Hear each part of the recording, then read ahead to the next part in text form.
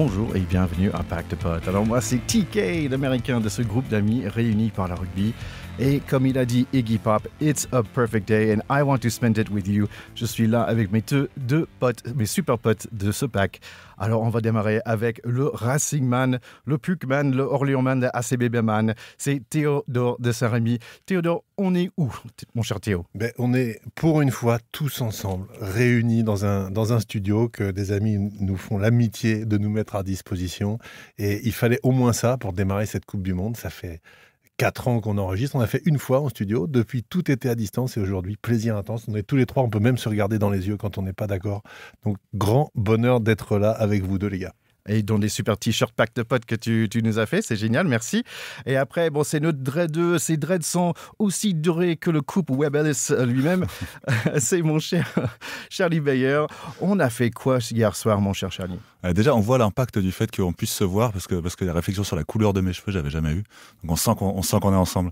Ouais, j'ai profité de ta venue pour ce week-end. Hier, hier, j'ai conclu grâce à toi un super week-end rugby parce qu'en vrai, vendredi commençait comme chacun sait. Je pense qu'on va y revenir éventuellement, tu vois, de oui. Vendredi soir. Le samedi, merveilleux, la Coupe du Monde prend son envol à Paris. Je me balade dans les allées et je tombe sur un pub et je regarde Australie-Géorgie. Ça commence doucement, les gens commentent. Et puis je suis allé à la sortie dédicace, figure-toi, d'un livre de nos amis de la Boucherie Ovalie qui, pour cette Coupe du Monde, ont sorti un bouquin sur, disent-ils, la petite, la grande et parfois très moyenne histoire du 15 de France. Donc voilà, le titre est donné et j'ai vu notre ami de Oval Masqué avec lequel on a un peu échangé et peut-être qu'on le reverra sur ce podcast. Et pour conclure ce week-end-là, on a eu la chance tous les deux d'aller place de la Concorde pour tester ce Rugby Village du World Cup et c'était très cool de partager un match avec toi. C'était super cool, le Rugby Village. Je vous encourage tout le monde à Paris d'aller le faire parce qu'il y a plein de petits trucs à faire. Il y a aussi nos copains de Recycling Rugby, vous pouvez aller voir, qui font des sacs et des petites choses pour des portefeuilles pour le Serge Betsen Academy aussi. Donc vraiment super cool. D'ailleurs, Serge Betsen va être le 11 octobre. Il va être à La Bolle. Donc si vous êtes de Nantes, Saint-Nazaire et tout ça, vous pouvez aller le voir. C'est tous les bénéfices de cette soirée va pour son association Serge Betsen Academy qu'on adore. Normalement, je voulais faire une petite minute américaine parce que le NFL a quand même démarré, mais je vais vite. Mon cher Théo, je suis désolé, mais tes Cincinnati Bengals, ils ont perdu. Et en fait, je me suis rendu compte, Charlie, que tu n'as pas d'équipe. Bon, je te donne les Vikings avec ton couple. En fait, je te donne les Vikings, mais eux aussi, ils ont perdu. Donc voilà, la minute américaine est finie. On va passer quand même aux Coupes du Monde. Mais avant ça, Théo, la semaine dernière, tu nous avais une histoire qu'on a fait en off, qu'on n'a pas pu mettre dans l'émission. Et je voulais vraiment que tu nous partages cette histoire aujourd'hui. Oui, vous savez, la semaine dernière, j'étais à la Rugby Heritage Cup, ce tournoi mondial de rugby scolaire qui s'est tenu dans le centre de la France. Et c'était une aventure parfaitement exceptionnelle. J'ai d'ailleurs eu pas mal de retours depuis le petit résumé que j'avais fait de mon passage là-bas.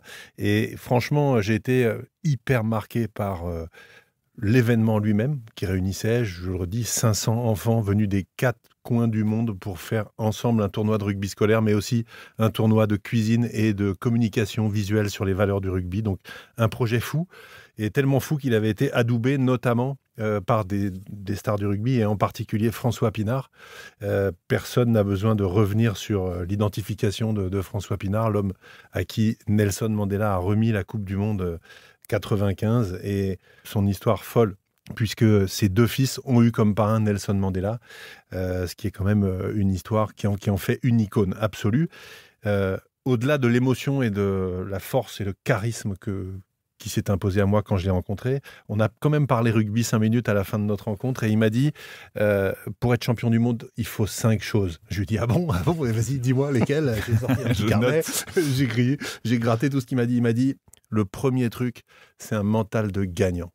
Et tu regarderas toutes les équipes, à part l'Afrique du Sud en 2019, qui avait un contexte particulier, toutes les équipes qui ont été championnes du monde sont majoritairement constituées de joueurs qui sortaient de périodes où ils ont énormément gagné en province, en pays, en club. Et il dit, c'est principalement de ça qu'est fait la base de tout, un mental de gagnant. Ensuite, il dit 2, 8, 9, 10, 15 world class players. Pourquoi ? Parce qu'il touche plus le ballon que les autres. J'y avais jamais pensé, mais c'est vrai. C'est toujours le talonneur qui lance, le 9 et le 10 qui font jouer, le 15 qui est sur les ballons hauts. Et il dit, si tu as un trou dans la raquette sur ces postes-là, tu peux pas être champion du monde. Ensuite, c'est un peu banal, mais ça vient en plus d'un Sud-Africain. Il faut un gros pack, no scrum, no win. Les Anglais le disent toujours et lui le dit manifestement, c'est essentiel.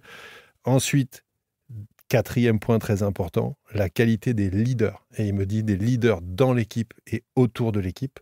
Donc, il faut des gens qui sont capables de resserrer les troupes quand ça tombe, des gens des coachs qui sont capables de passer une soufflante à la mi-temps qui a de l'impact et que les joueurs ne soient pas en train de regarder leur godasse.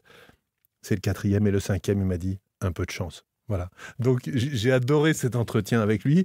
Je pense qu'on pourrait regarder tous les matchs et faire peut-être même des théories sur tous les champions du monde en disant est-ce qu'ils avaient vraiment toutes ces qualités-là ? J'ai regardé un peu, je crois que c'est assez vrai. Puis j'ai passé notre équipe de France au tamis de ce truc-là. Et je me dis qu'ils me paraissent pas trop mal placés quand même, si on prend ces critères assez sympas. Donc, François Pinard, on verra si tu avais raison. Bah, super. Le test Pinard.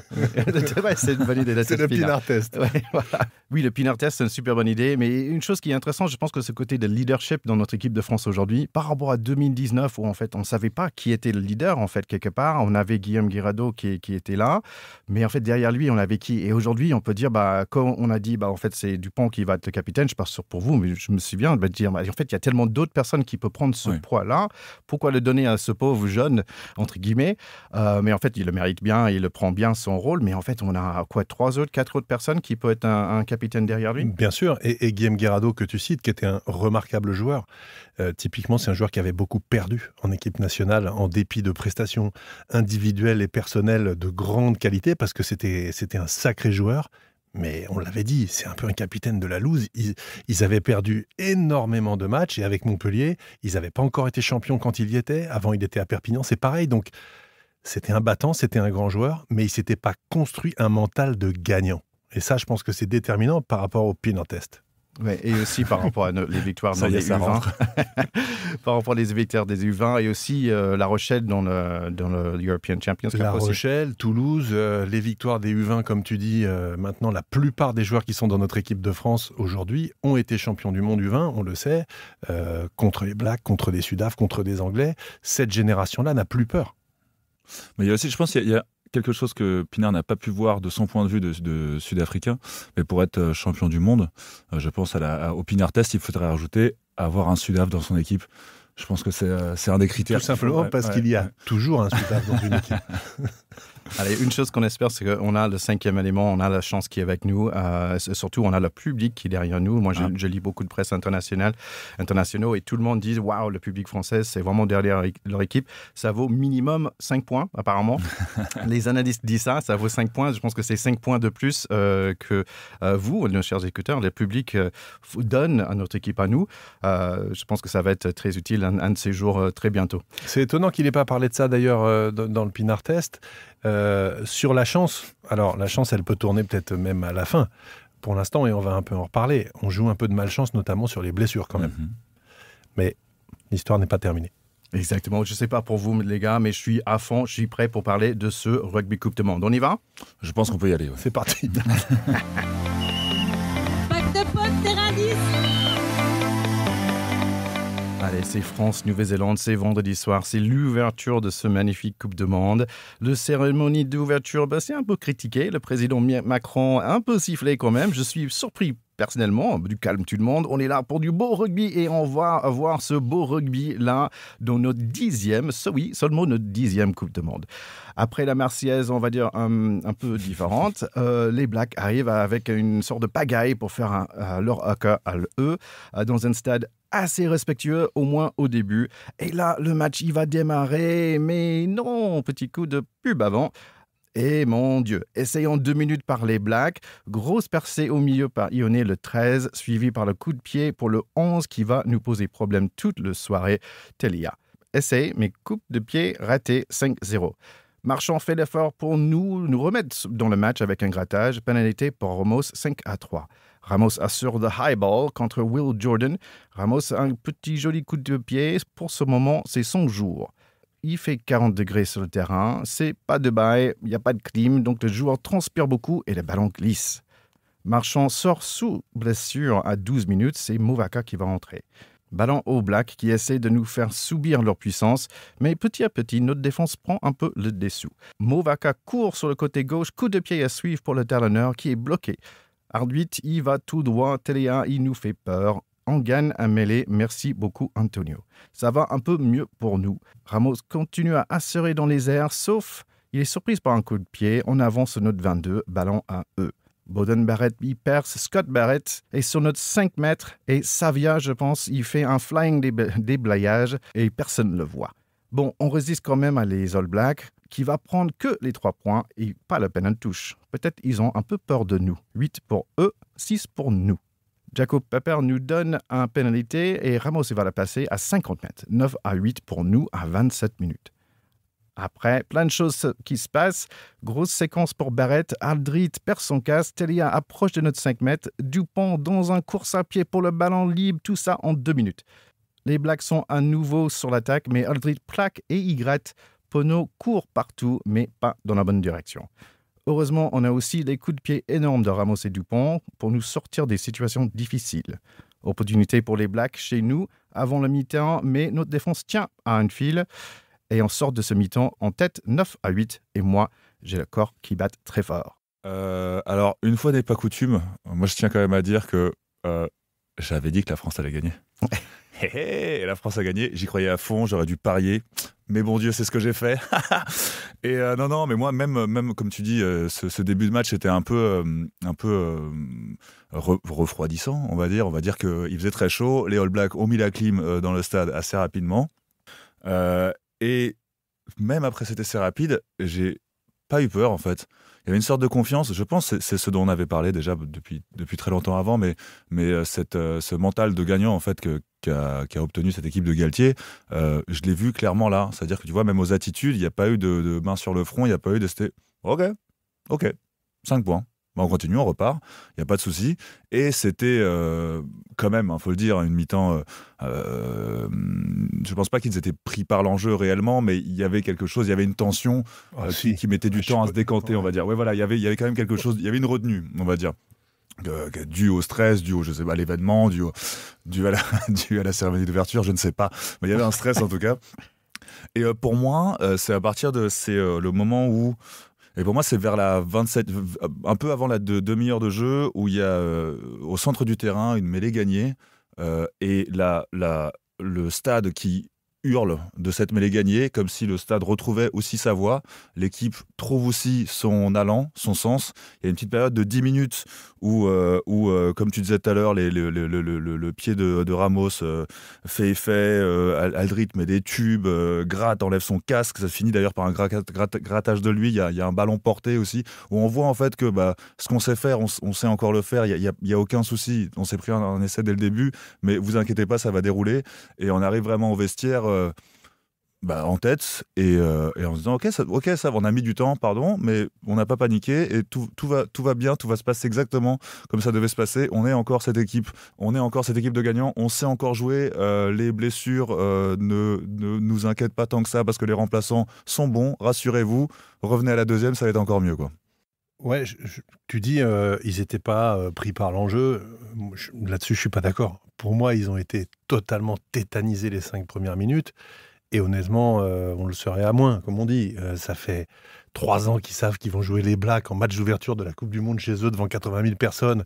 Et jouer là-dessus la première place du groupe qui dira qu'ils joueront contre le deuxième, qui est soit l'Afrique du Sud, soit l'Irlande en face. Donc, excuse-moi, l'enjeu, il est énorme. Et effectivement, sur ce coup d'envoi, les mecs sont pas trop là. Yohanné qui perce au milieu du terrain, ça nous est pas arrivé de nous faire percer comme ça sur l'action inaugurale d'un match depuis 2 ans. 2 ans et demi. Donc c'est hallucinant. En revanche, très vite, effectivement, ils se remettent en mode action, pas d'affolement. On commence pas effectivement à se dire mais est-ce que on rêvait depuis 3 ans, on avait déjà battu les Blacks, on leur a mis 40 points dans ce stade. Tout ça, c'était pas vrai. En fait, notre destin va nous rattraper. On joue une équipe du Sud, on va s'en prendre 30 comme d'habitude en disant merde. Non. On se calme, on redescend. On est dans notre plan. C'est vraiment ça qu'on a senti. en dépit d'une très mauvaise nouvelle qui est quand même la blessure de Julien Marchand après 12 minutes de jeu, ce qui est quand même une énorme tuile, parce qu'on disait tout à l'heure, World Class Player 2, 8, 9, 10, 15, là on a déjà le 2 et le 10 qui sont sur le flanc quand même, plus le pilier gauche, etc. Donc ça fait quand même un petit peu beaucoup, mais on l'avait vu, et d'ailleurs il avait marqué un doublé contre les Blacks il y a 1 an et demi. Movaca, il fait une rentrée d'enfer. Peur de rien, extraordinaire. Il a remis toute l'équipe en confiance. Les mecs se sont dit, non mais c'est bon en fait, il y a Peato qui est là, ça va le faire quand même. Voilà. Donc moi je pense qu'on est chanceux de tourner à 9-8, parce que sur une mi-temps comme ça, on n'a pas dominé de la tête et des épaules. On a la botte de Thomas Ramos qui est juste exceptionnelle, qui nous maintient la tête hors de l'eau. Et c'est vrai que à la mi-temps, a priori, ils se sont pris quand même une vraie soufflante par Galtier qui leur a dit, les gars, c'est pas ça qu'on est venu faire, quoi. On n'est pas là pour se rattraper et se tirer les bouts de ficelle pour tourner à 9-8. On a un autre plan. Et c'est ce qui se passe un peu en deuxième mi-temps. Je suis content que vous deux, vous étiez assez sûrs de vous. Moi, ce n'était pas forcément le cas. Allez, deuxième mi-temps, il y avait Wardy qui commençait avec un joli percé. Moi, j'aime bien quand c'est les piliers qui galopent. On avance petit à petit, mais c'est les All Blacks qui vont marquer l'essai avant nous. Il y avait un en-avant, je pense, assez facile, on va dire, de voir, mais bizarrement, ce n'était pas appelé. Bon, ok. Jamais du replay, en fait, dans ce match. Je trouvais ça assez bizarre. Je trouve que les 6 nations, on voit un peu plus de replay. Même les commentateurs pensent que l'arbitrage était un peu bizarre de ce moment-là. Allez, c'est 13-9 pour eux. Mes notes, en ce moment-là, ils sont, on va dire, un peu troublés, parce que moi aussi, j'étais beaucoup dans l'émotion. On a vu un gros percé de Timo Flamand, qu'on aime beaucoup. On y va côté droite, en avant volontaire, je trouve, ou peut-être de Telia. 5 minutes plus tard, c'est Damien Penaud sur le côté, mais joli plaquage d'un All Black. Je voulais presque dire que Jalibert n'a pas beaucoup fait dans ce match, et voilà, il esquive tout le monde et passe pour Penaud dans le coin. Il mérite bien des bisous. Ramos encore trop fort un pied, 16-13. Will Jordan va faucher le Ramos dans l'air et fait bosser les mecs dans la vidéo. Carton jaune mérité. Encore des fautes pour les Blacks, ça fait beaucoup quand même. Ça serait bien si on marque. 62 minutes, Ed Sheeran est rentré pour Aaron Smith avec ses cheveux rouges. C'est brouillon partout, mais plutôt dans notre faveur. Encore des fautes des Blacks, Ramos ajoute 3 points. 19-13, mais on n'est pas à l'abri d'un essai transformé. Le 11 All Black encore dangereux sur le côté, mais bien défendu par Penaud et Vincent qui chopent le ballon. Will Jordan fait encore une autre erreur et Ramos fait le nécessaire, 22-13. On va gagner ce truc, les gars. Truc de fou, Movaca fait un coup de pied à suivre. Malheureusement, laissé entre Ramos et Penaud est refusé. C'est plutôt Jaminet qui va la marquer quelques minutes plus tard avec un autre grattage de Vincent. 27-13. C'était un match de dingue, mais vraiment une victoire méritée. Ouais, on a vu aussi les Blacks vraiment baisser le pied. Je pense que tourner derrière au score aussi leur a fait mal. Et ils ont été extrêmement sanctionnés en deuxième mi-temps. Ils avaient été dominés en mêlée fermée en première mi-temps et ils l'ont été encore plus en deuxième. Les Français ont été très bons devant sur les mêlées, mais aussi sur les mauls, en conquête en général. Et ils ont progressivement repris le centre du terrain, ce qu'ils n'avaient pas fait en première mi-temps. Ils subissaient un peu, ils se défendaient, ils y arrivaient. Et en deuxième mi-temps, ils ont mis la main sur le ballon, ils ont beaucoup plus maîtrisé ce qu'ils faisaient. Et à contrario, on avait des Blacks totalement inhabituels dans leurs statistiques, notamment de fautes. Beaucoup trop de fautes, beaucoup trop sanctionnés. Je crois qu'ils finissent à 10 ou 12 pénalités, ce qui est pas dans les standards internationaux et surtout pas dans les standards des Blacks qui étaient d'habitude des joueurs qui techniquement étaient les plus propres du plateau mondial et c'est pour ça qu'ils étaient les meilleurs. Donc quand ils commencent à faire autant de fautes qu'une équipe lambda, ils perdent en fait, tout simplement. La faute de Will Jordan, carton jaune, elle est grossière. C'est des fautes que les joueurs de classe mondiale ne doivent pas faire. Soit tu montes, tu vas au ballon, tu disputes, ça peut tomber. Soit quand tu es au sol, tu vas pas toucher le joueur. C'est quand même une faute absolument grossière. Tout à la fin du match, il y a aussi une passe d'un All Black qui va directement en touche. Je ne sais pas si vous vous rappelez cette scène. On ne voit jamais ça chez les Blacks. Les Blacks, c'est l'équipe qui a construit sa domination du rugby mondial en étant meilleure, plus rapide, plus précise et plus forte que les autres dans les 15 derniers mètres. Ils ne font jamais ces erreurs-là. Donc, je crois qu'ils se sont fait un peu étriller par la presse néo-zélandaise d'ailleurs. Mais ils sont tombés là, je pense, tout simplement sur plus fort qu'eux. Et ça les renvoie quand même à des cauchemars et à des difficultés pour se projeter comme l'équipe qui domine et qui peut se permettre de faire, et on y reviendra après, un haka pour exprimer sa domination avant. Je trouve que le haka, il est décalé quand tu perds après, quand tu te mets à perdre plusieurs fois, ça commence à devenir un truc un peu... On a envie de leur dire, les gars, jouez d'abord au rugby, pour le haka, on verra après, les gars. Ouais, je suis entièrement d'accord avec toi. Il y a un côté un peu. J'aime bien cette comparaison. Je crois que j'avais déjà sorti, mais tu vois, dans Batman versus Superman, tu vois, quand Batman dit à Superman, "Can you bleed?" Tu vois, et quelquefois comme ça, on se rend compte que les Néo-Zélandais peuvent saigner. Il y a un truc où perdre 2 matchs d'affilée, ils le font pas souvent. Perdre un match de poule en Coupe du Monde, ils le font jamais. Enfin, jusqu'à vendredi dernier, ils le faisaient jamais. Donc oui, il y a un côté un peu, ils redeviennent humains, quoi, ils redeviennent accessibles et tout. Et comme tu dis, sur les fautes, en fait, d'ailleurs pas les petites, mais sur les fautes qu'ils ont faites, on a vu que s'ils ne deviennent pas du jour au lendemain une mauvaise équipe, ils deviennent une équipe moins qui marche sur l'eau, à laquelle elle nous a habitués, quoi, un peu moins déifiée que ce à quoi elle nous a habitués. Comme on est ensemble, je vois que Théo veut parler. J'ai oublié de dire un truc, Thierry. C'est important ce que tu dis sur l'en avant. Le deuxième essai de Téléa, qui est un joueur que je ne connaissais pas, que j'ai découvert, ce joueur a du feu dans les jambes. Il est exceptionnel. Il nous a fait très mal, il nous a fait peur plusieurs fois pendant le match. C'est de loin celui qui a été le meilleur chez les Blacks. Et après avoir un peu sauté sur mon siège quand il l'a accordé, je t'accorde, et je fais une parenthèse, que j'ai trouvé la réalisation de TF1 catastrophique. On a attendu la 30e pour revoir la percée de Ioane qui amène le premier essai, ce qui est quand même inadmissible, très honnêtement. Il faudrait qu'ils aillent prendre des cours de cadrage et de montage chez Canal et chez France Télévisions, qui pourtant parfois fait aussi des conneries, mais manifestement ils connaissent mieux le rugby qu'eux. Et cet essai, il y est. Pourquoi ? Parce que ce qui compte, quand tu fais une passe et que tu avances avec de la vitesse, tu trimbales de l'inertie avec toi, et ton ballon, parce que tu le lances, il a aussi l'inertie avec lui qui le fait aller vers l'avant. C'est pour ça que les arbitres regardent que la passe est au départ vers l'arrière et qu'elle est orientée vers un joueur qui est effectivement derrière le porteur. En revanche, elle peut arriver avant, parce que la course du porteur donne son inertie au ballon dans la passe aussi, et c'est pas en avant.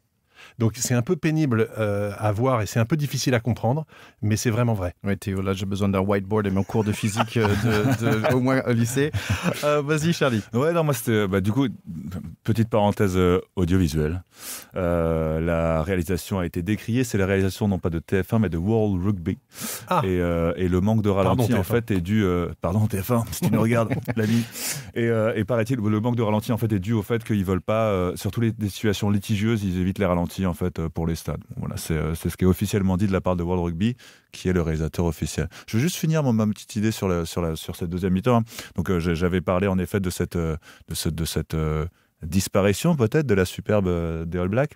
Mais par rapport à l'équipe de France, moi il y a aussi ce truc que j'avais déjà ressenti contre l'Australie, où tu as ce moment où il y a une première partie où peut-être là le stress en effet de l'événement, mais où ils sont un peu comme un boxeur qui teste son adversaire. Et dans les combats de boxe, on voit rarement des actions brillantes lors du premier round. Il y a des tours de chauffe, ils se tournent autour. Et une fois qu'ils savent quoi faire et comment agir, là, ça part un peu en violence, belle à voir, on va dire.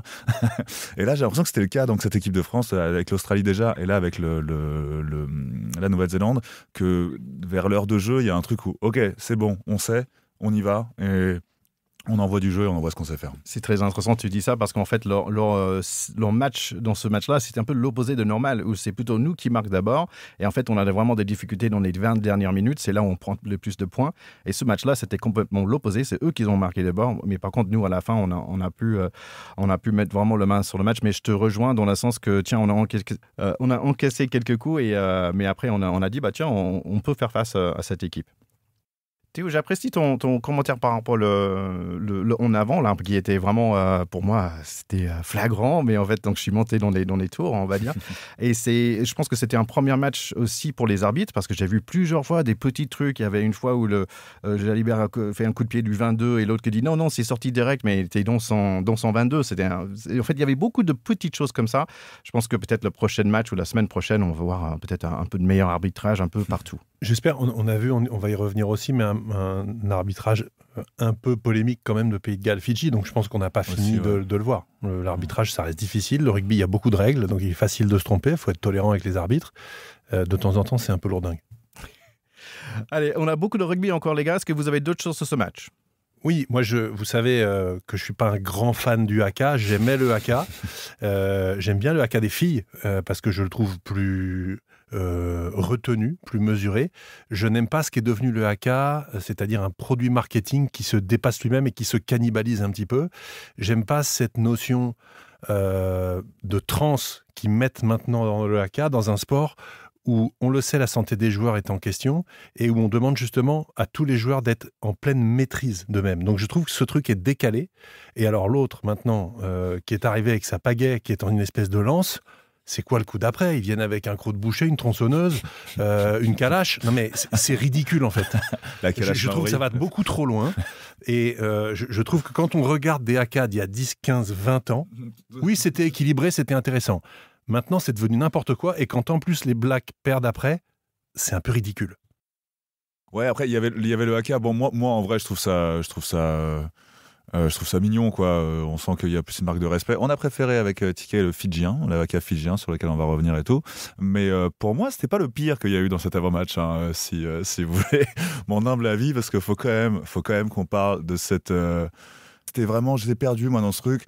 C'était Super Dupont, il était déguisé en Super Dupont, Jeannot. Je sais pas si tu connais, c'est un personnage de fiction un peu qui se moque un peu des clichés en fait français. Et là, cliché, il y en avait en veux-tu, en voilà. C'était, paraît-il, de ceux qui étaient dans le stade, pas fait pour un truc de stade. Dans la façon dont c'était aménagé. Hein. C'était pas non plus trop fait pour la télé, semble-t-il, parce qu'on savait pas où on était.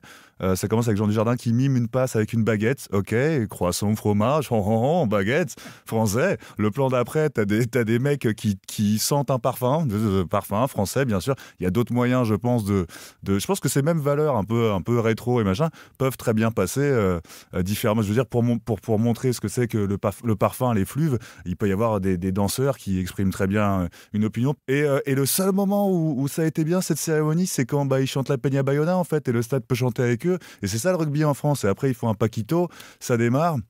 Il manquerait plus que les Français montrent que c'est des contestataires jusqu'au bout et qu'ils fassent des huées pour X raisons plus tard. Et on avait un peu tout ce qu'était la France, quoi, avec un paquito, des huées et une Peña Bayona. Pour moi, c'était plus là-dedans. Et je trouvais que cette cérémonie ne s'adressait pas, je sais pas à qui elle s'adressait, mais je trouvais ça, pour moi, c'était un égo trip de Jean Dujardin et c'était un peu naze.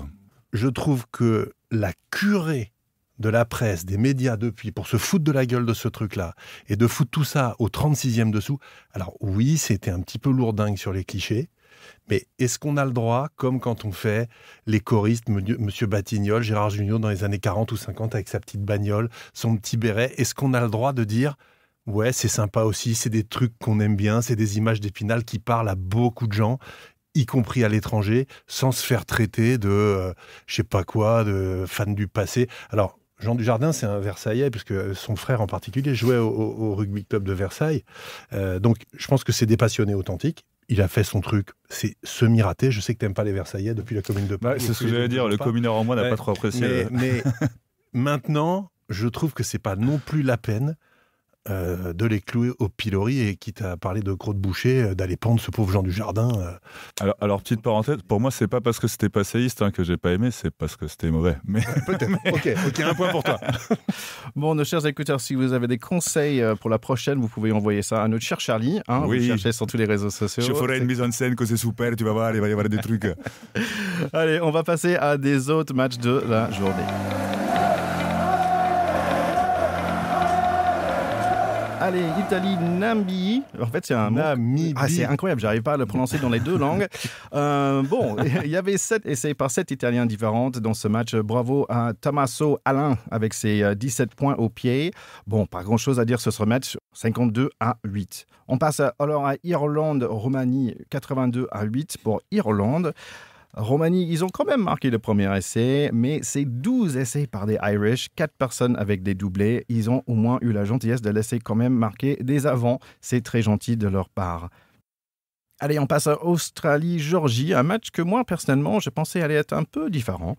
18-3 au premier water break pour Australie, beaucoup plus physique que j'ai pensé côté Wallabies. La seule action d'attaque pour Géorgie était un peu un long coup de pied à suivre pour Yashvili. Vraiment pas de solution pour les Lelos.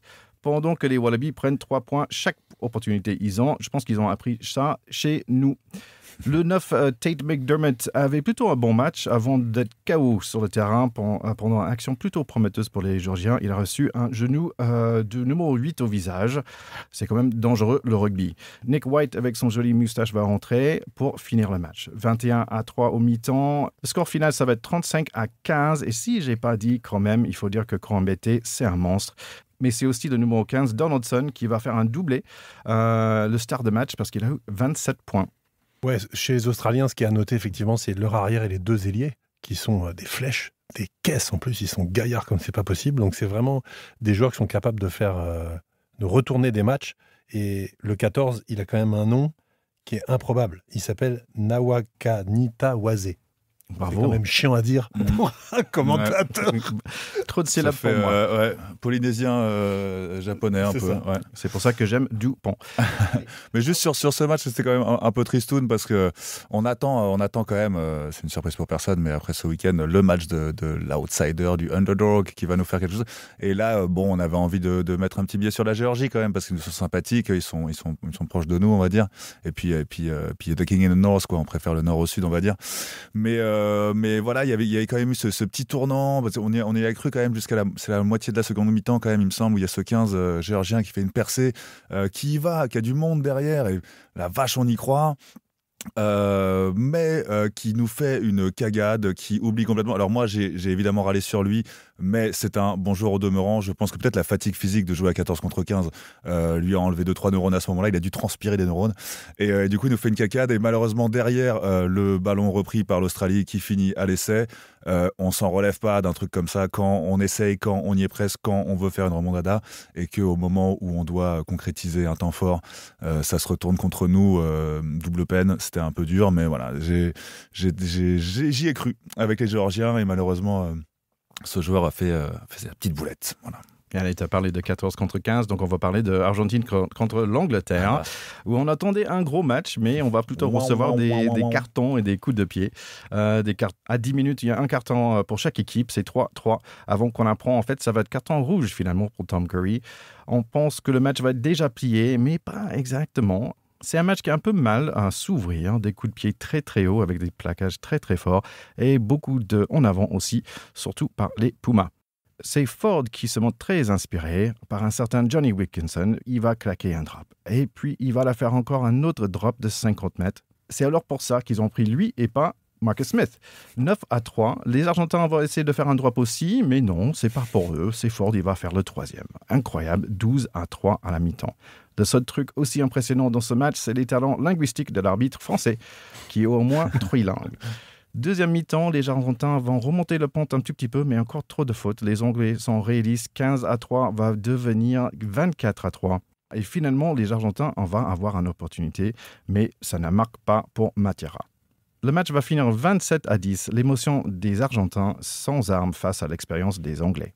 Ouais, alors c'était quand même jusqu'à la 79e un match sans essai. Hein. C'était la première petite bulle déconfite un peu, parce qu'on attend quand même sur papier, même si on a suivi ces équipes-là avant, chacun s'est déconvenu, je ne vise personne, bonjour l'Angleterre, mais on attendait quand même quelque chose d'assez haut niveau à ce niveau-là, et un match sans essai au final. Grosse déception de la part des Argentins, en tout cas les Argentins ont été très très très décevants. J'ai trouvé nos experts ingénieurs Matera et Kremer ont même pas fait jouer leurs armes de prédilection, un peu de rugosité. C'était triste au possible. J'ai forcé de constater que en fait moi j'ai trouvé les Anglais beaux, quoi, parce que voilà, on a fini par encourager les Anglais dans cette histoire. Ouais, c'est ça. Parce que je pense honnêtement, n'importe qui a joué au rugby, être dans cette configuration où tu joues à 15 contre 14 et les mecs petit à petit, step by step, te mettent quand même les 3 points et remontent et te mettent 20 points à 0 en étant un de moins, tu dois péter un câble. Et je pense que ce qui s'est passé, ils y ont perdu la tête en fait, les Argentins.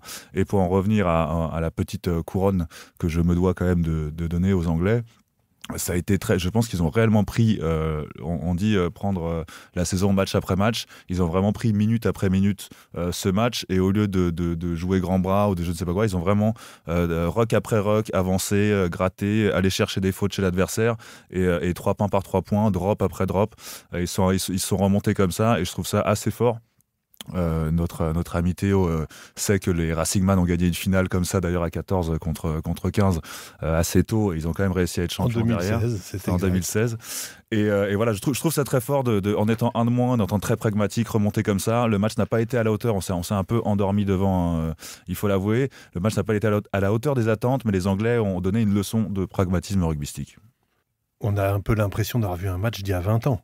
Ouais. C'est-à-dire que 0 essai, 0 créativité, tout ce qu'on voit aujourd'hui et qui permet de contourner les défenses, c'est-à-dire c'est pas de côté avec des passes qu'on fait franchement reculer pour retrouver une ligne qui a un cran derrière et qui va jouer sur les extérieurs, qu'on voit dans toutes les équipes. On n'a pas vu ça une fois dans ce match.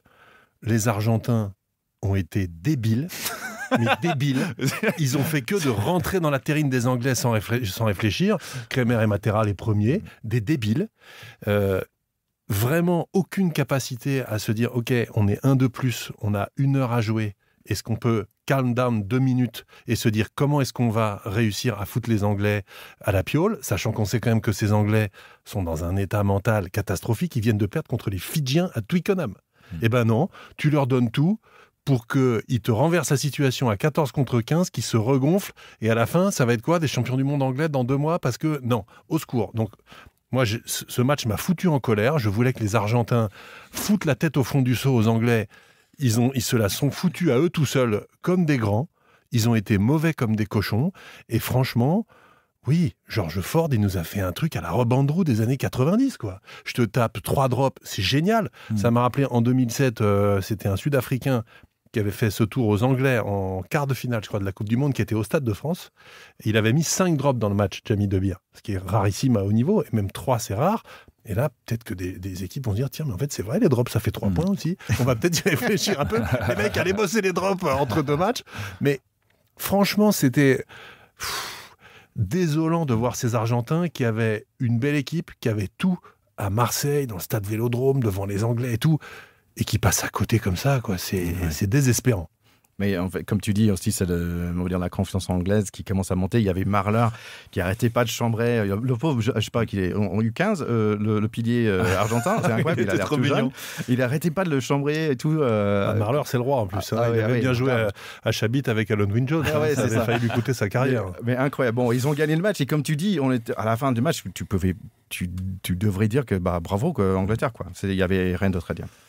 Ils ont quand même rien montré. 0 essai. Ok, des drops et des foufous en face. 0 essai. Tes colères m'avaient manqué, Théo. Ouais.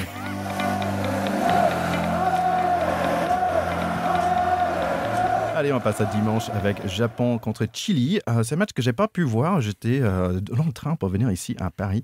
Un match où vraiment j'ai envie de voir en replay parce qu'il y avait des pleins d'essais par des deuxièmes lignes, hein, les gars. Chili qui a vraiment été dans le match malgré les 2 cartons jaunes. Ils perdaient 28-12 avant vraiment les dernières 10 minutes où les Japonais ont pu vraiment mettre le match en sécurité. Mais tout le monde félicitait le Chili pour leurs premiers essais déjà dans la Coupe du Monde et toute l'énergie qu'ils ont donnée. Non, les Japonais ont fait un beau match sur les valeurs qu'on leur connaît, avec ce gars, je ne sais pas comment il va faire de Coupe du Monde, Lei, le 3e ligne, là, ça doit être sa 4e. Il a marqué même. Il a marqué. Bon, ils ont quand même quelques Néo-Zélandais, hein, il y a quelques blonds aux yeux bleus dans l'équipe, c'est toujours assez marrant de voir cette équipe, mais ils sont fidèles à leurs valeurs, c'est-à-dire beaucoup de rapidité, beaucoup de vélocité, ils arrivent à déplacer le ballon, à bouffer les espaces. Est-ce que ça va être leur année ?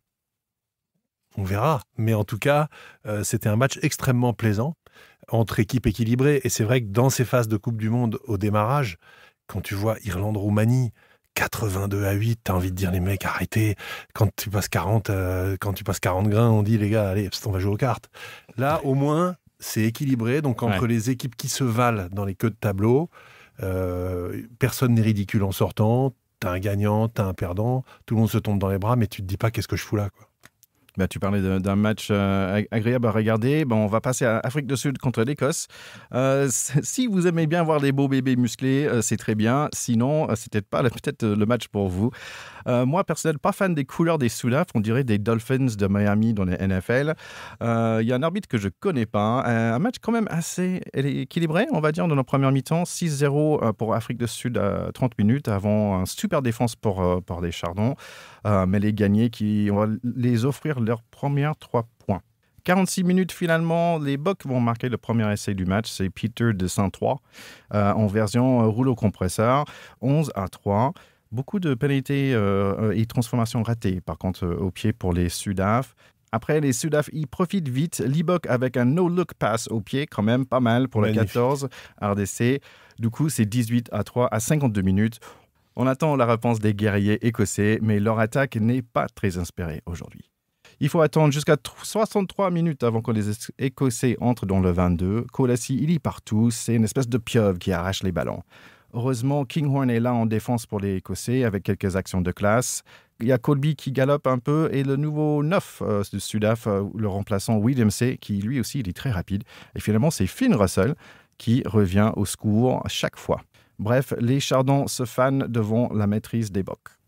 Oui, c'est un match qui est triste pour les Écossais parce qu'en fait, il s'est passé exactement ce qui était annoncé par les Bocs et par les commentateurs qui avaient dit les Écossais ont une super équipe, ils vont souffrir et à la 60e, ça va craquer. Et en fait, on le savait avant, on l'a vu pendant et à la fin, c'était ça le bilan. C'est terrible. Ils ont été ultra dominés devant. Comme ils sont incroyablement valeureux, courageux et qu'ils ont quand même une très belle génération, ils ont tenu, parce qu'à la mi-temps, il n'y a rien, 6-3 ou 9-3, un truc comme ça. Donc tu te dis, sur un malentendu, ça peut le faire. Et puis le début de deuxième mi-temps, d'un seul coup, ça se met à dérouler. Les mastodontes, ils ont fait le job. Ils ont simplement roulé sur les Écossais. Et les Bocs sont quand même très inquiétants. Ils sont tenants du titre. Ils ont une équipe sans aucun point faible. Tu as dit le no-look pass du 10 qui était une merveille. Franchement, c'est l'action du week-end pour moi du point de vue de la classe technique, qui était absolument superbe. Ils ont des ailiers qui sont des fusées, des Allende au centre. Il pourrait jouer deuxième ligne, le mec, tellement il est gaillard. Ils sont quand même extrêmement inquiétants. J'ai adoré notre petit Finn Russell avec ses cuillères. C'est venu d'un autre âge, il n'y a que lui pour faire ça. Il a un physique de souris au milieu des éléphants. C'est improbable, mais je l'ai trouvé absolument génial. Et puis, on voit à quel point ils ont été dominés. Regardez Van der Merwe, l'ailier. Alors, il est sud-africain de naissance, mais il joue en équipe d'Écosse. Il a éclairé le tournoi Destination. J'ai même dit, ce sera peut-être même le meilleur joueur du monde de l'année, tellement il est bon. On ne l'a pas vu. Ils n'ont pas touché un ballon. Donc, la pauvre charnière des Écossais, sur le reculoir, terrible, absolument terrible. Il y a une autre chose en plus qui fait peur par rapport aux Sudaf, c'est que moi je les suis sur les réseaux sociaux, et en fait ils ont une espèce de truc intouchable, leur amitié, leur camaraderie. Il y a un truc quand tu les vois, des images d'eux ensemble, tu dis il y a une vraie équipe là. Gagner une Coupe du Monde, je pense que ça rapproche un peu quand même. Ouais, grave. Peut-être. J'ai cru quand tu as commencé ta phrase par il y a un truc qui fait peur quand même, j'ai cru que tu allais nous parler de Etzebeth, mais ah oui, c'est vrai, il fait peur aussi comme truc lui. Ouais, mais il s'est blessé dans ce match. Ou des maillots. Et puis quand il sort, t'as Sneeman qui rentre. Ouais. Qui est pas mieux quand même. C'est le cauchemar. Ouais. Mostert, Sneeman, Etzebeth, tu peux voyager. Il y a du bestiau, ouais. Ça soulève de la viande. Allez, on va passer au dernier match du week-end. C'est Pays de Galles contre Fidji. Et nous, on a eu le plaisir, mon cher Charlie, d'être au Rugby Village à Paris, à Concorde. Super moment, dis donc. Complètement allongé dans l'herbe avec toi, mon ami. C'était très bien. L'herbe artificielle, mais quand même, c'était sympa. Et dire que vous n'aviez pas encore vos t-shirts.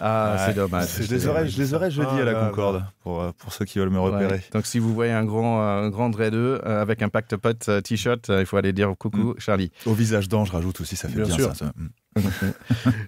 Allez, ça démarre, comme tu avais dit, mon cher Charlie, un joli AK, mais les 3 premiers points sont pour les rouges et le premier essai aussi par Adams, 8-0. Les Fidji, ils sont bien quand même, la 13 le prouve. Il arrive lancé direct de Toulon et casse la défense pour marquer, 8-7. Après, il fait un petit passe pour Radradra qui fait un passe pour le 7, c'est 14-8 pour Fidji.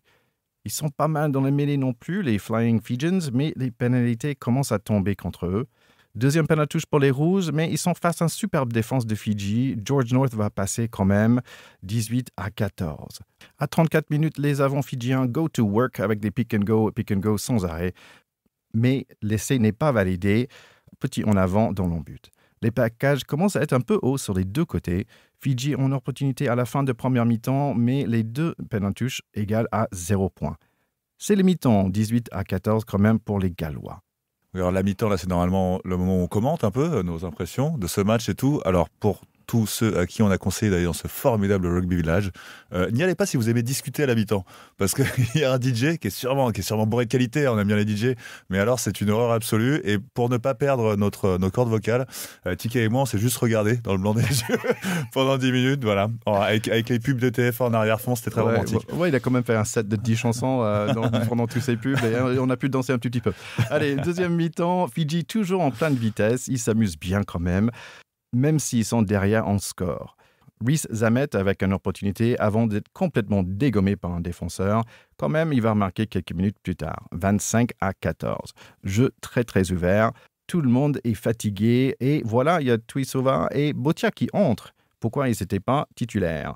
Beaucoup de fautes gallois. Moi, j'ai pensé à ce qu'il allait faire un essai de pénalité, l'arbitre, contre eux. Mais ensuite, c'est plutôt les Fidjiens qui vont prendre le carton jaune. Et c'est logique alors par les rouges, 33-14. À moins de 10 minutes, il y a Tuisova qui va remarquer 33-21. Allez, on a 5 minutes à jouer. Même Prince William serre sa cravate car Radradra fait un course de 50 mètres dans le couloir et essaie refusé encore pour des raisons bizarres. Il marque quand même l'essai, mais il reste qu'une seule minute dans ce match. Fidji a une magnifique opportunité pour finir ce match. C'est un essai assuré car la passe est pour Radradra qui est toute seule dans son aile.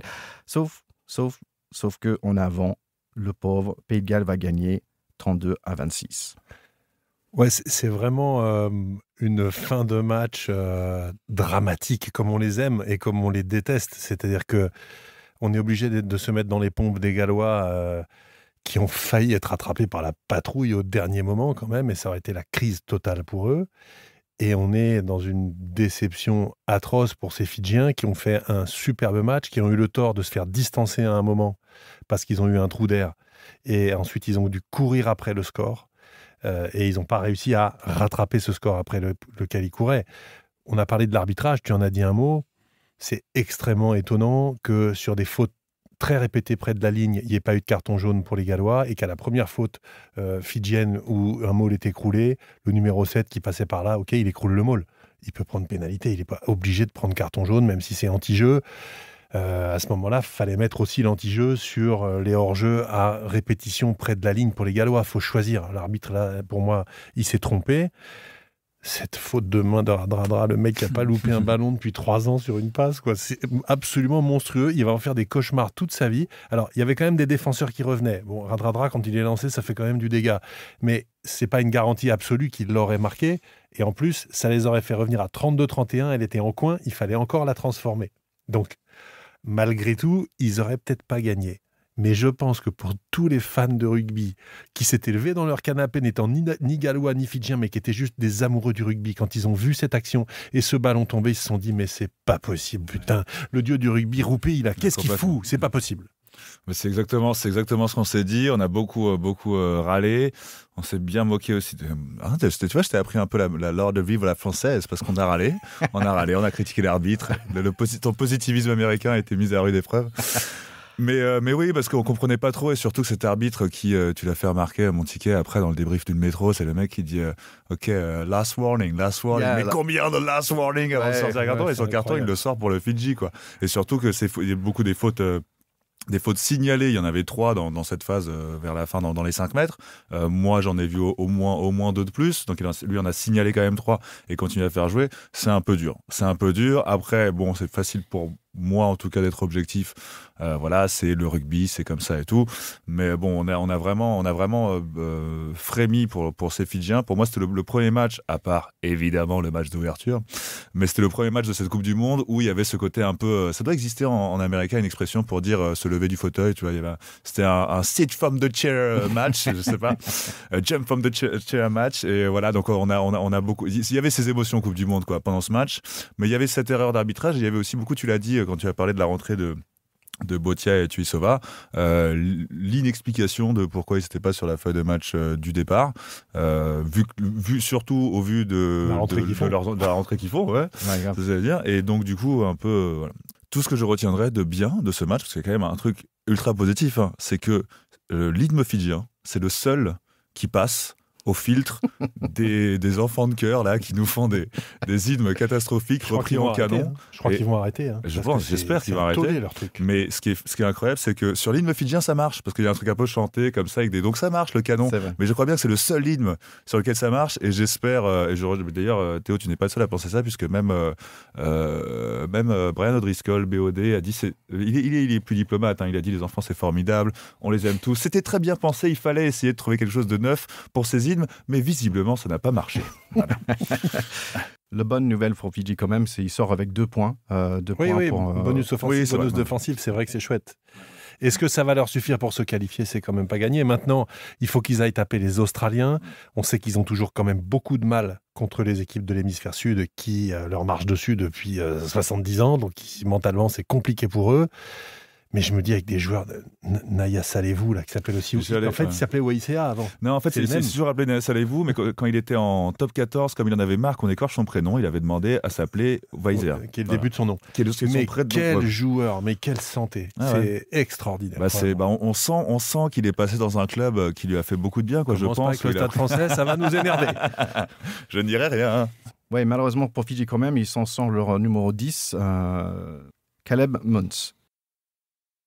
Donc, c'était une super semaine de rugby et on a encore une autre super semaine de rugby après. Donc là, je vais dire les matchs qui suivent. À vous de me dire qui va gagner. Allez, Nouvelle-Zélande, Namibie.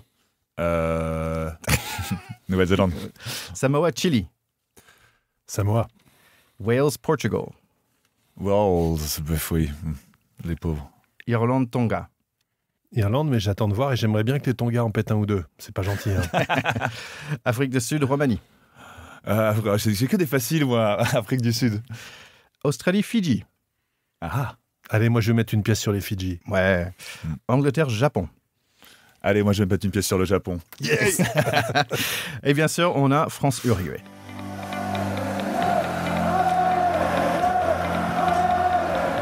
Allez, si vous avez écouté notre preview de poule 1, vous savez que Uruguay, ils ont un très bon numéro 9. C'est le Antoine Dupont de Uruguay. Il s'appelle Santiago Arata. Difficile à plaquer, il aime passer le ballon. Il est très, très doué en défense aussi. Ils ont pas mal de personnes aussi qui jouent en France. Donc, il faut regarder pour Perichez de Dax et Lindecar qui joue deuxième ligne à Bayonne. Il y a aussi beaucoup de joueurs qui jouent en Pro D2. Il y a aussi le troisième ligne assez petit. Il est 1m76 pour 88 kg. Donc, j'ai envie de voir ce jeune homme apparemment sur des replays que j'ai vus. Il court vite et il plaque dur. Donc, j'aime bien les personnes comme ça. Et aussi, un autre truc qui est bien pour Fidji, par exemple, il y a beaucoup de joueurs qui jouent ensemble. Tous les autres joueurs qui ne jouent pas, on va dire, en Europe, ils jouent tous sur la même équipe qui a gagné le Superliga de Amérique du Sud. Donc, il y a quand même une équipe talentueuse en face. Oui, en théorie, ça fait partie des équipes qui se font quand même marcher dessus par le top 10 mondial. Donc, il ne devrait pas y avoir de suspense sur le score à l'arrivée. Maintenant, au rugby, il faut toujours faire attention. C'est 15 contre 15. L'excès de confiance n'est jamais bon conseiller. Quand il y a un tel écart, en général, on rattrape le coup à la fin quand on s'est loupé au début. Enfin, ce serait quand même un séisme effrayant si les Français perdaient contre l'Uruguay. Ouais, et ce qui est bien, je trouve qu'avec maintenant quand même un peu plus de qualité entre toutes les équipes, et ça fait parce que tu vas reposer qui en fait sur l'équipe de France. On n'a pas encore la vraie composition de la 15 de France, mais voici ce qu'ils ont dit le Figaro. En 15, Jaminet, après Biel Biari, avec Vincent et Moefena en centre, Villiers aussi à l'aile, Astois et Loukou pour le charnière. Les troisièmes lignes, c'est Jelance, Macalou, Boudéon. Oh, j'arrive pas avec ce nom. Les deuxièmes lignes, Toé Fifenois avec Woki, Adedgari, Bougarit et Gros. Mais je vois que sur une composition qui est quand même difficile pour un non-native tu t'en sors très bien. Tu t'en sors incroyablement. Ouais. Et franchement, tu arrives à dire maintenant Taofi Fenua du premier goût. Et là, je te dis chapeau Thierry. 4 je ans. dis même casquette. 4 ans, les gars.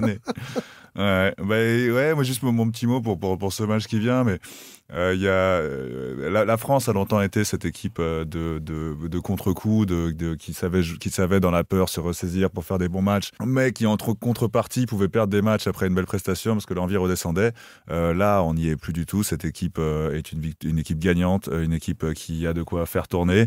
Et je pense que ceux qui vont jouer contre l'Uruguay auront à cœur de prouver qu'ils peuvent jouer éventuellement un quart de finale ou quoi, et je pense que ça va être sanglant, que la France ne va pas se reposer sur ses lauriers, et que ça va être un très beau match à voir, et que j'ai hâte de voir Macalou en Coupe du Monde. Oui, puis c'est un match à distance malgré tout avec les Irlandais et les Sud-Africains qui ont des matchs faciles dans leur poule. Les Irlandais ont commencé à la British, ils ont mis 80 grains aux Roumains. Faut pas qu'on commence à gagner 32-26 contre les Uruguayens. Faut les passer à la lessiveuse, on est désolé pour eux, on les adore, mais il faut qu'ils prennent cher là. Ah ouais, je pense ils vont prendre. Mais de toute façon, la France, ça y est, c'est devenu une équipe de gagnants et tout. Et d'ailleurs, à propos de cette prédiction que j'ai faite sur la victoire contre la Nouvelle-Zélande, je me gargarise de ce nouveau statut de devin sportif. Et je vois la France championne du monde.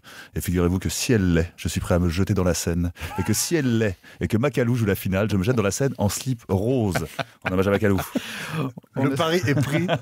On espère de voir ça. Donc vous retrouvez votre pote du pack ce mercredi pour attendre le match de demain qui nous fait retrouver cette Coupe du Monde qu'on a attendue impatiemment. Et ces 3 jours, j'imagine, sans match ont été durs pour vous, mais pour la prochaine fois qu'il y aura un petit break comme ça, moi je ne peux que vous conseiller. Il y a eu un docu sur Canal assez beau en fait sur Antoine Dupont et du Runner, sur son ascension, un peu sur comment il est arrivé capitaine. C'est très beau, c'est un garçon, en plus d'être un futur champion, déjà champion. En plus d'être brillant sportivement, c'est quelqu'un de très humain et vous le découvrez dans ce reportage que je vous conseille vivement. Et pour ceux qui n'ont pas Canal et ne veulent pas télécharger légalement, c'est des gens bien, il y a aussi sur Internet gratuitement une banque, soutien du rugby, qui nous propose terrain favorable, encore une fois, la saison 4 cette fois-ci. C'est toujours sur les valeurs du rugby et c'est toujours avec des gens qu'on adore revoir, Thierry Dussautoir, Johnny Wilkinson, Colissi, Yamako, qu'on n'aimait pas voir sur un terrain mais qu'on aime bien voir maintenant. Voilà, je vous le conseille, c'est beau, c'est très rugby et ça fait patienter jusqu'au prochain match quand il n'y en aura plus. J'aime quand Charlie soutient les multinationales de la finance. Allez voir Babylone. Moi, j'ai un petit coucou à faire à nos amis de la Plombée. La Plombée Rugby, c'est un jeu d'intérieur de pétanque. Vous connaissez ce jeu qui est peut-être le plus démocratique du monde. Il suffit de quelques boules à lancer près d'une boule plus petite qui amuse les gens du monde entier. Eh bien, ce jeu, messieurs, dames, est français. C'est ça la France. Il aurait peut-être dû avoir ça à la cérémonie d'ouverture, un peu de pétanque. C'est ce qui manquait. En tout cas, la Plombée, c'est ce jeu, mais fait pour y jouer dans des locaux, dans des bureaux. Donc, évidemment, c'est doux. Et c'est sur un terrain de rugby, il faut se rapprocher de l'embut et non pas d'un cochonnet. Regardez la Plombée Rugby et si ça vous amuse, jouez-y en entreprise, vous ferez des heureux. Et nous, on est très contents d'être potes avec les gens de la Plombée. Et moi, je vous dis, nos chers écouteurs, n'oubliez pas qu'on a un petit groupe de fantasy sur le site de World Cup, en fait. Donc, si vous avez des questions, vous pouvez nous faire un petit texte. Vous cherchez Pack de potes, en fait, sur le fantasy. Moi, je suis 2e, pour l'instant. Je suis assez content. Je ne comprends pas trop bien comment ça fonctionne. Pour l'instant, j'ai mis des joueurs. Il y a des points qui suivent. Devant moi, il y a Chucky Nuff. Je pense que ça devrait être un demi-mêlée. Et Marat, qui est numéro 3. Mais voilà, merci de nous rejoindre. C'est le password. C'est C128XFBJ. Dernière chose, les gars, déjà en vrai, j'ai oublié comment vous êtes grand. C'est dingue, je suis 1m87, mais face à vous, je suis un tout petit. Vous êtes une tête de plus grand que moi. Mais une chose qui est plus grande que ça, c'est mon amour pour vous. Ça fait 4 ans quand même qu'on fait ce podcast. 4 ans quand je suis venu une fois à Paris pour vous proposer cette idée. Et je suis vraiment content parce que là, on est ensemble, together. Et en fait, ce qui est superbe, c'est que je trouve que notre amitié est de plus en plus fort, plus en plus remplie. Et j'adore ce moment avec vous. Merci beaucoup, mes potes. Ces Américains sont fantastiques. Et nous aussi, Thierry, c'est un honneur de partager ces moments avec toi. Et je pense que si un jour tu retournes vivre aux États-Unis, tu pourras être le monsieur rugby des US, peut-être un peu grâce à nous. Il faut dire que là-bas, il n'y a pas beaucoup de concurrence dans ce domaine, mais tu es le plus rugby des Américains et c'est pour ça qu'on t'adore. Moi, je peux pas te répondre là tout de suite, je suis encore un peu ému. Allez tout le monde, ciao, ciao, à la semaine prochaine. Salut, à plus. Salut.